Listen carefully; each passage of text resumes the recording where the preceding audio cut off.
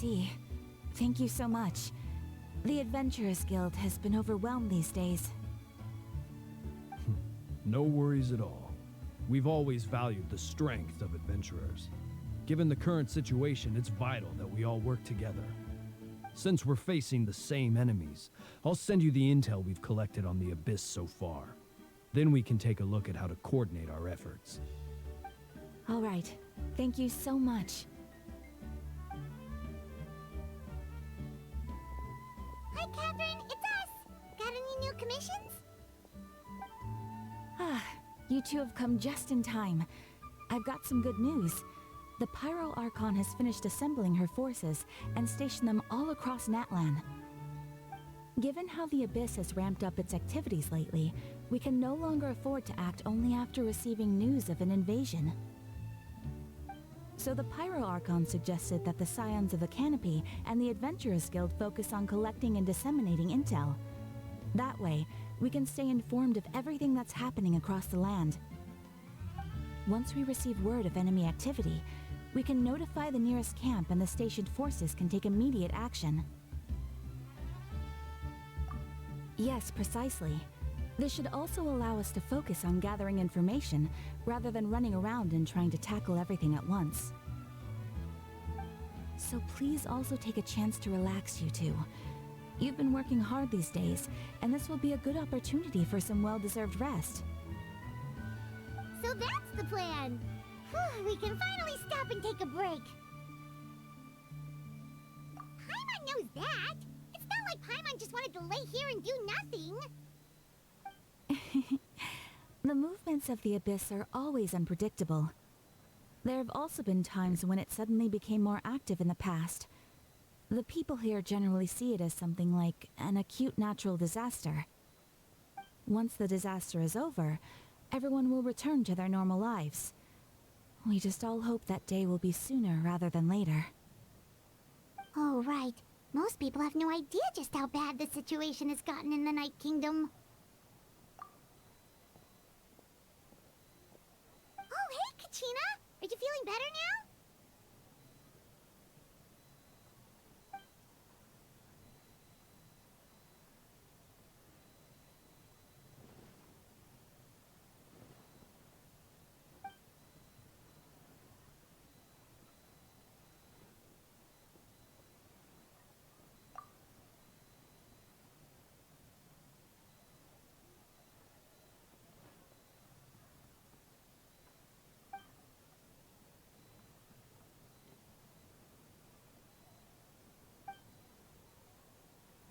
Wow! So we'll finally get to meet Xilonen, the legendary forger of ancient names!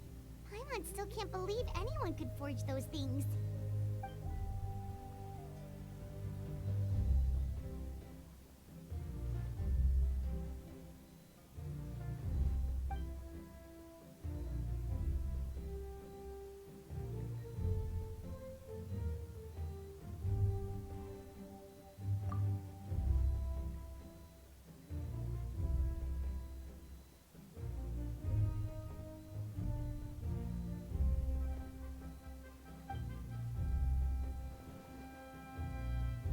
Hey, have some confidence in yourself, Kachina.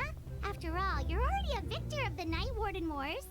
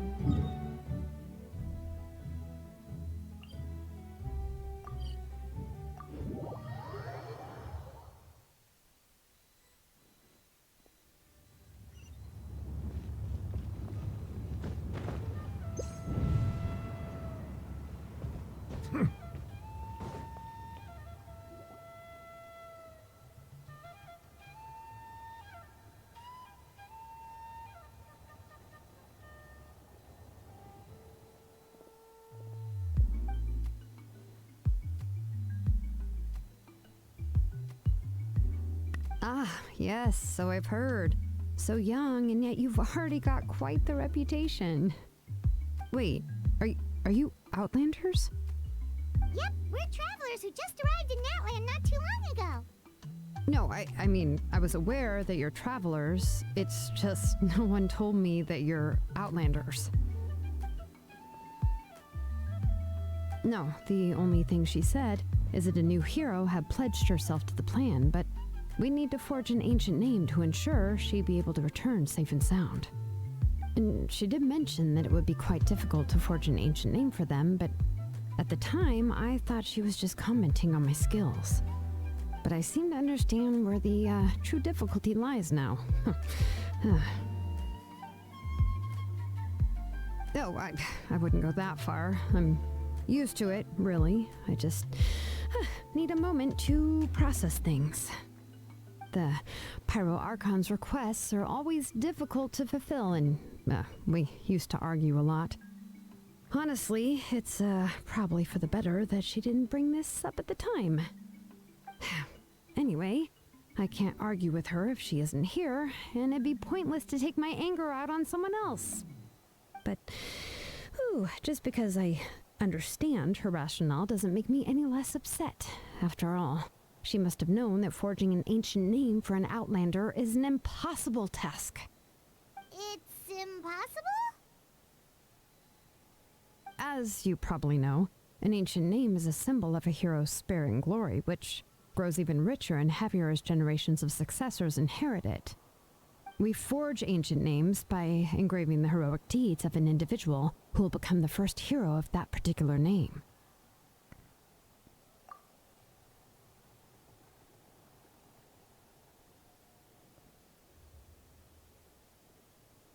But they were all performed outside of Natlan, correct? Yeah, that's right. Then those deeds haven't been recorded by the Night Kingdom. To take it one step further, even if you had performed heroic deeds in Natlan, as an Outlander, your actions still wouldn't have been recorded by our lands. Only memories and experiences that have been acknowledged by the Wayob can be used as a basis for an ancient name. Even the greatest of craftsmen cannot create something out of thin air, you know. That's just how it is. Seems the Wayob don't want just anyone to get a name, huh? Mawika, of all people, should know better than anyone, yet she's still entrusted the task of forging the ancient name to me.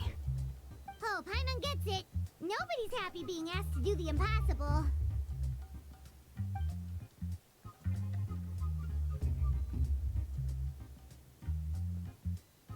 Ugh, don't remind me. Let's just focus on how we can pull this off. How to achieve the impossible. You mean you're already willing to accept the task? Well, what else can I do? What's happened is already done, and it's not like I can outright defy the order of my Archon. If she gave me this order, then she believes the ancient name is an indispensable part of her plan, and that I'll be able to find a way to make it happen. In other words, the order is an affirmation of my abilities. Whoa, not only has she accepted the task, but now she's looking for silver linings?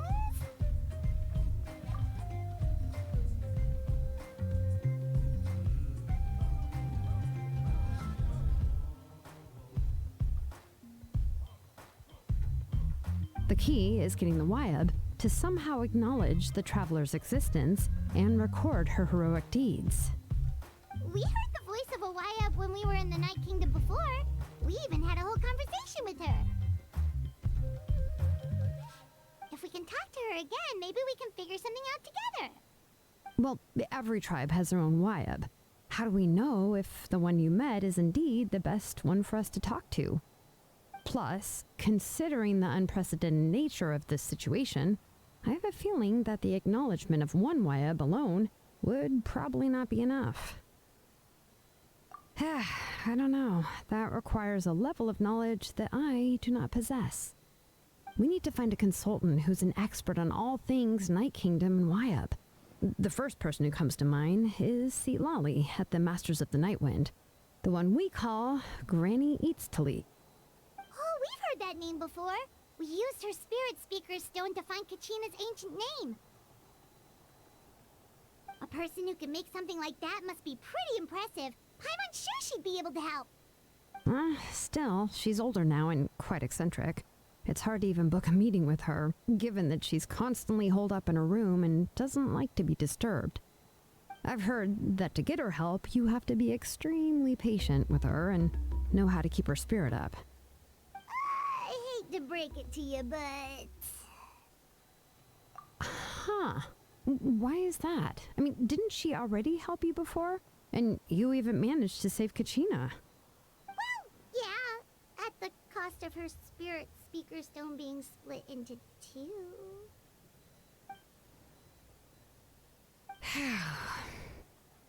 Great going, Moeka. We're already off to a rocky start here.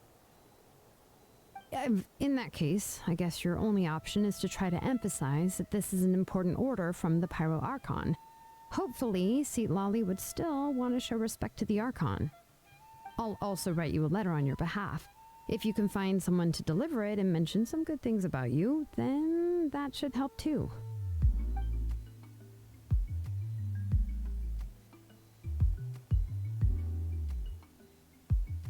Paimon sure hopes a Hal won't interrupt when he's talking, though. Alright, Kinich is a seasoned negotiator. I trust that he'll know the best things to say. Please just give me a moment to write the letter, and we can meet up near the Statue of the Seven later. Sounds good. We'll take a stroll in the meantime.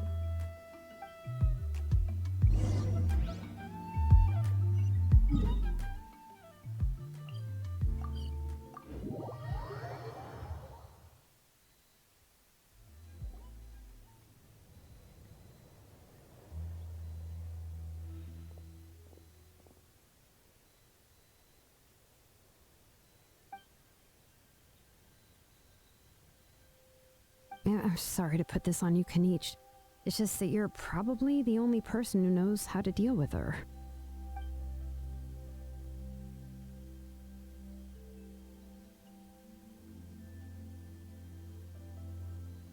Oh, wait, so Kachina and the Traveler also know about the plan?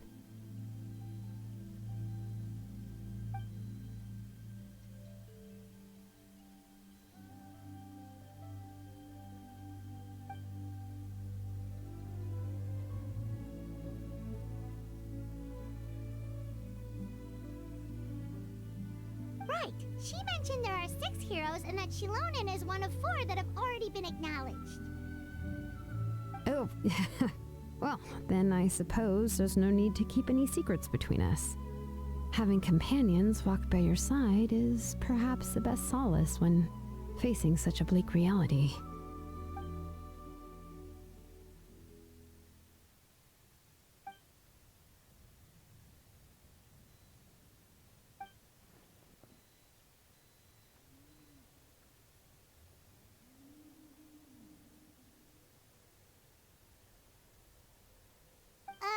Citlali knows him too?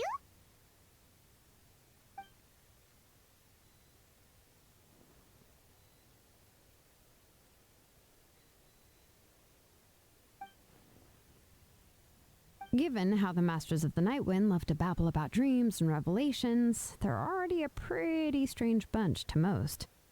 I've never met Ororon, but if they consider him the odd one, he's got to be pretty far out there. Huh. Makes sense. But Paimon wonders how Citlali could be the first one to notice Ororon's disappearance if she spends the whole day in her room.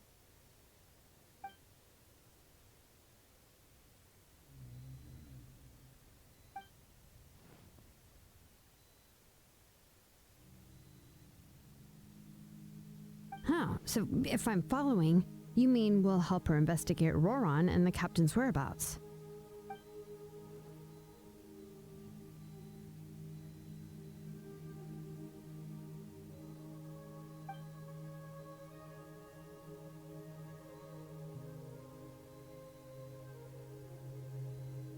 Yeah. Plus, we kinda owe her one anyway to make up for breaking the spirit speakers down. Ah, this is a pretty well thought out plan, as expected of Mollypo Kinich. Then, yeah, I'll leave my letter to you. Let's hope Citlali can meet at the stadium in 2 days.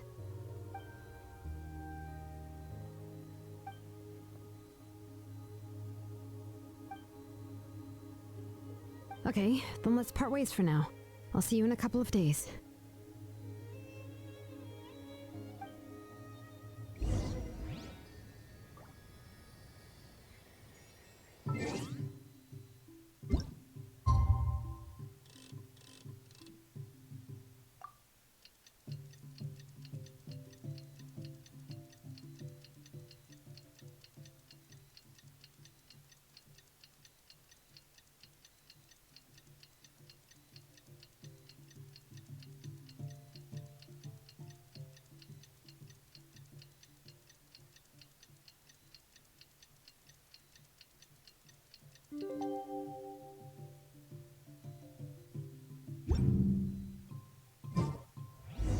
Oh, it's time to meet up with Xilonen. Let's ask her how things have been going.